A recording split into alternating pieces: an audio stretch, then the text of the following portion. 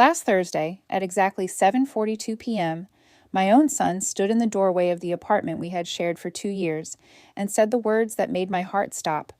"Mom, you need to move out. Find your own place. This is my home now."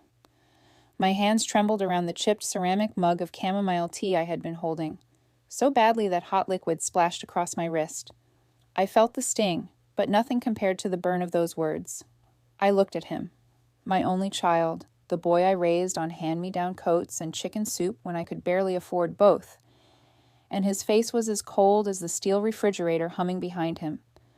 That's when I realized my son, my flesh and blood, wasn't just asking me to leave, he was throwing me away. The silence in that room was deafening. It rang louder than any argument could have. 5 minutes later, I picked up my purse, my heart beating like a drum in my ears, and I walked out of the apartment with nowhere to go. But as the night air hit my face on that chilly Brooklyn sidewalk, something clicked inside me. He thought he had the upper hand. He thought I was powerless. Little did he know, within just 1 week, I would come back. Not as the tenant, not as the burden, but as the owner of the entire building he lived in. And that was only the beginning.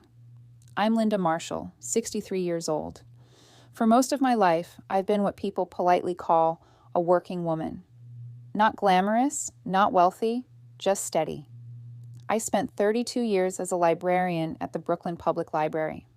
My world was books, quiet aisles, and helping neighborhood kids find everything from their first picture book to their first college research paper. People forget, but librarians aren't just bookkeepers. We're guides, counselors, community anchors, and I was proud of that. But retirement doesn't come with the golden parachutes you hear about. I had a small pension, $1,200 a month, enough to get by, but not to live comfortably in New York. Which is why, when my son Daniel asked me to move in after his divorce, I said yes. I thought, no, I believed. We were helping each other. I would use part of my pension to cover household groceries, and he would give me the security of a roof over my head in my later years. And besides, I'm his mother. I changed his diapers, stood with him on graduation day, held his hand when his own father walked out on us. At that point, Daniel was my only family. No brothers, no sisters, no parents left. Him and me, that was my whole world.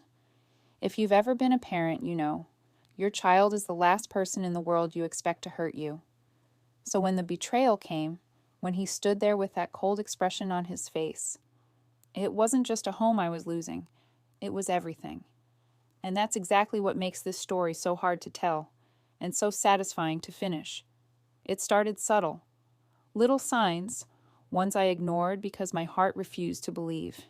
I should have known when Daniel stopped, inviting me to dinner with his friends, or when he sighed every time I reminded him to pick up his laundry.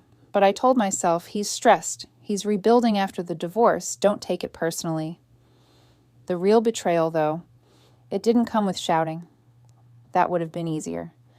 No, his cruelty came quiet, polite, and sharp as glass. That Thursday evening, when the clock on the microwave blinked 7:42, he came home late. I was in the kitchen, reheating leftover chicken stew. The aroma of garlic and carrots filled the air. It smelled like warmth, like family, like safety. But his words cut through it all. "Mom," he said, not even sitting down, still standing there with his coat half on, "you can't keep living here. You have to find your own place." The fork nearly slipped out of my hand.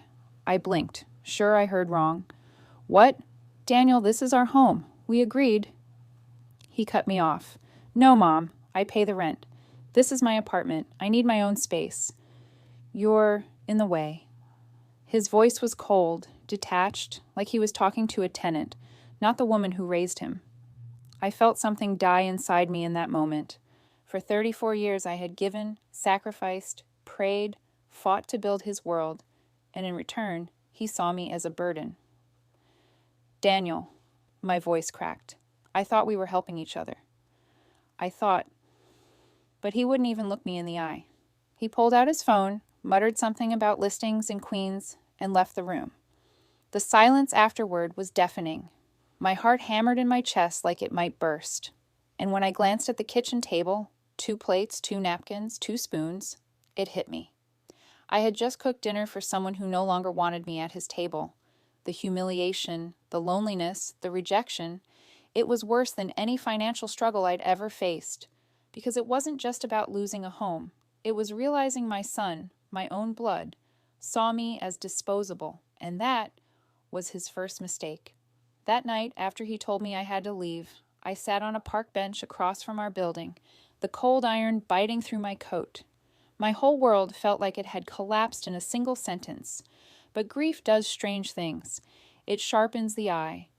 And as I sat there, hugging my purse like it was the last thing tethering me to this earth, I noticed something across the street. A for sale sign, not in front of a little house. No, right in front of the entire apartment complex Daniel lived in. For a moment, I thought it was a cruel joke. The red and white Keller Williams sign was glaring under the streetlight. The bold numbers, $3.4 million, asking price. I whispered to myself, that building, this building, is for sale? A crazy thought sparked, one I pushed back at first.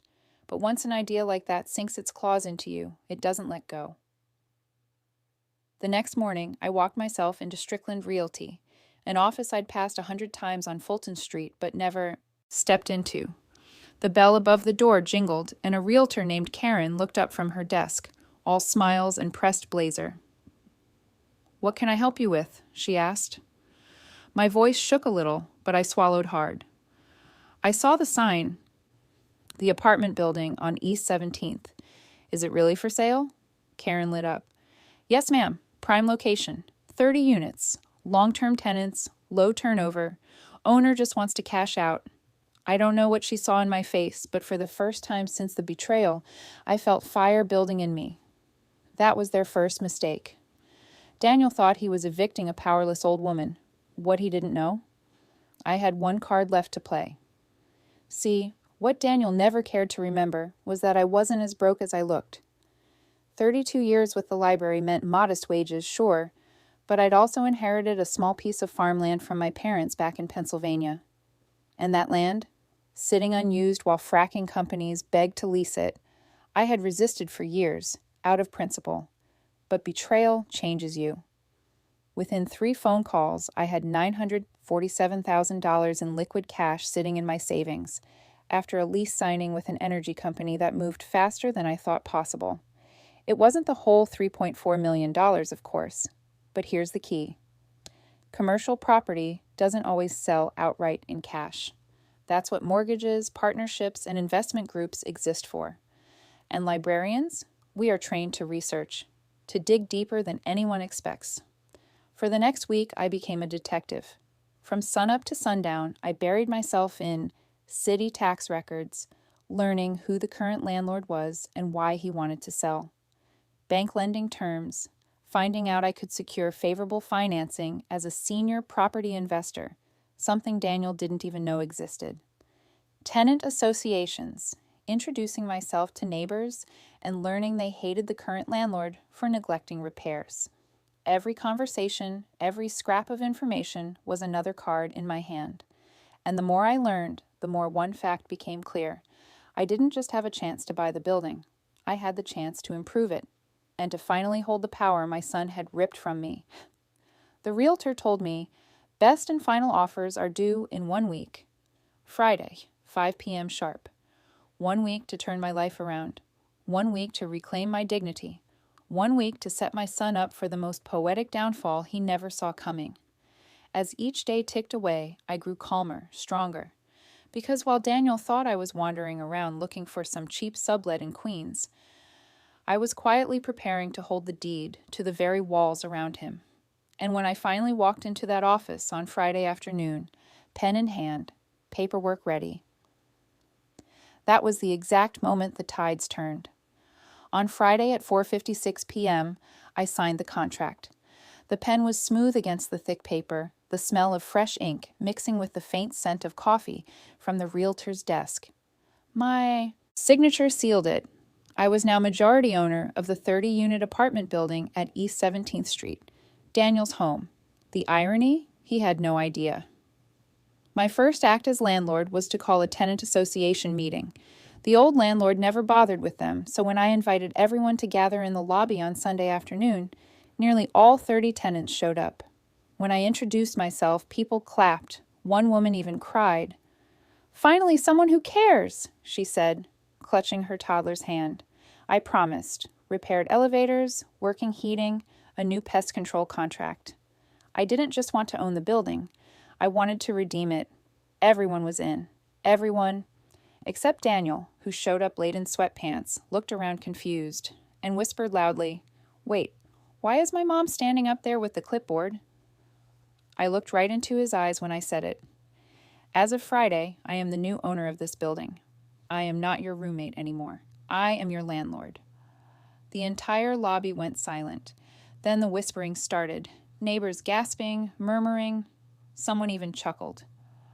Daniel went pale. His jaw dropped like a fish, gasping for air. "You're joking," he stammered. "This is a joke, right?" "Mom, tell them it's a joke."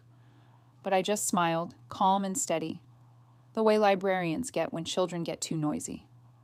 "No, son. This is very real." Daniel had been behind on his rent for 2 months. I hadn't realized before, but in my new role as landlord, the records were all laid out in front of me.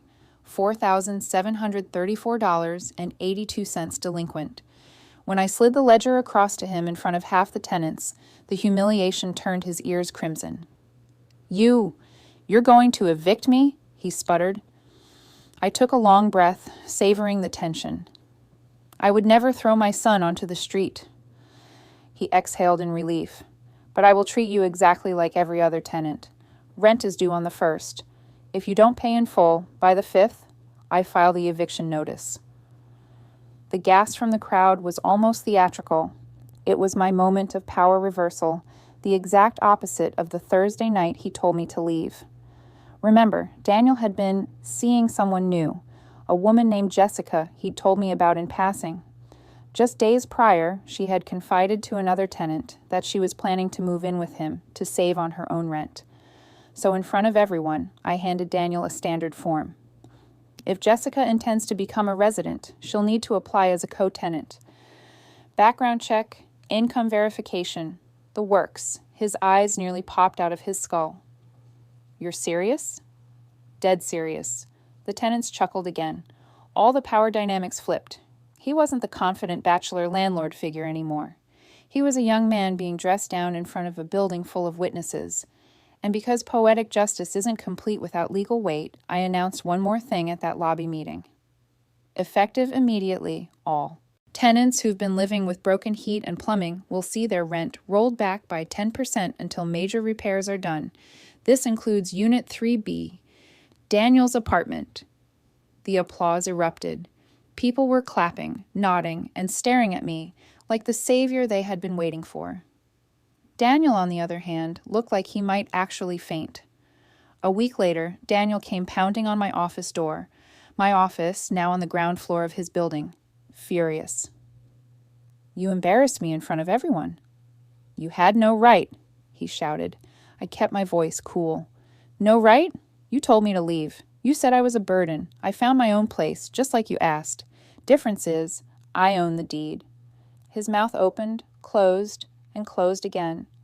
There was nothing left for him to say. That was the day my son stopped seeing me as weak. That was the day every ounce of his power crumbled. In the weeks that followed, the building transformed. Contractors repaired the busted elevator, the hallway lights finally worked, and I had fresh paint rolled across the faded lobby walls. Tenants started greeting me in the mornings with smiles, like a true community had been restored. And Daniel, well, let's just say reality sank in fast. He scrambled to catch up on back rent, then found himself short again when his flashy nights out drained his paycheck. The eviction notices I filed weren't personal. They were procedure. By the 3rd month, he realized he couldn't play games with me anymore. The irony was brutal. In front of the same neighbors he used to brush past with barely a nod, he now sat red-faced as I explained his delinquency in a tenant meeting. He wasn't the landlord's son. He was just another tenant, and everyone knew it. Jessica, his new girlfriend? She didn't stick around long. The embarrassment of being screened by his mother as a co-tenant was too much. Within weeks, she broke it off. The humiliation cut deep, But what crushed him most wasn't money. It was the shift in power. For the first time in his life, Daniel had to face responsibility with no one to pick up the slack. Friends whispered, neighbors chuckled, even co-workers looked at him differently once word spread that his own mother was his landlord. As for me, I didn't gloat. I didn't throw it in his face at every turn. I simply held firm. Rent due on the 1st, late fee on the 6th, eviction filed on the 10th. Rules are rules. And beneath all of it, I found peace. For so long, I'd felt discarded. But standing tall in that building's office with my name on the deed, I understood something powerful. I wasn't a burden. I was stronger than I ever knew. When people asked me later why I did it, why I bought the very building my son tried to push me out of, I told them this. I didn't do it to humiliate him. I did it to remind myself and him that you never throw away the people who built you. Because sometimes the ones you cast aside are the very ones who hold the keys to your future. Today, I live in the penthouse unit, overlooking the neighborhood I've known my whole life. Every morning, I brew coffee at my kitchen window and watch the sunrise wash over the red brick of the building below. Daniel? He eventually moved out, tail between his legs, taking a smaller place across town. Sometimes we talk, sometimes we don't, but the balance has changed forever. He knows now. His mother wasn't weak. She was the one holding all the power. And me? At 63, I started a second life. Not as the tenant who overstayed her welcome, not as a burden, but as a landlady, a builder, a survivor, and a victor. Because the sweetest karmic revenge wasn't just owning that apartment complex, it was owning my dignity again.